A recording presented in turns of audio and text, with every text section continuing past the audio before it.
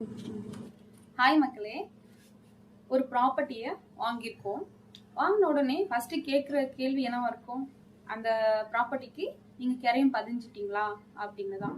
ஒரு பர்சன் வந்து அவங்க பேரில் இருக்கக்கூடிய சொத்தாக இருக்கட்டும், அப்படி இல்லாட்டி அவங்க குடும்ப உறுப்பினர்கள்லாம் சேர்ந்த சொத்தாக இருக்கட்டும், அப்படி இல்லைங்களா, அது குடும்ப சொத்தாக இருக்கட்டும், பூர்வீக சொத்தாக இருக்கட்டும், இல்லை பார்ட்னர்ஷிப் இவங்க பேரில் வந்து அது ஒரு ப்ராப்பர்ட்டி பார்ட்னர்ஷிப்பா போட்டு ஒரு ப்ராப்பர்ட்டி வந்து வச்சிருக்காங்க. ஸோ அந்த சொத்தாவே இருக்கட்டும்.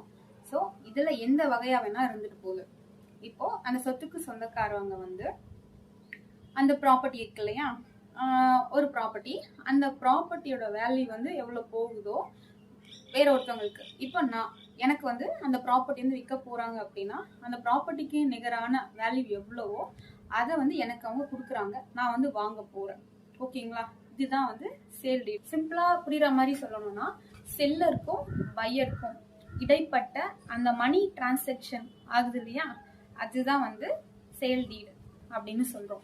இந்த சேல் டீல் பாத்தீங்கன்னா மார்க்கெட் வேல்யூல இருந்து நம்ம அந்த ரெஜிஸ்ட்ரேஷன் காஸ்ட் இருக்கு இல்லையா, அது வந்து நம்ம 4% எடுத்துப்போம்.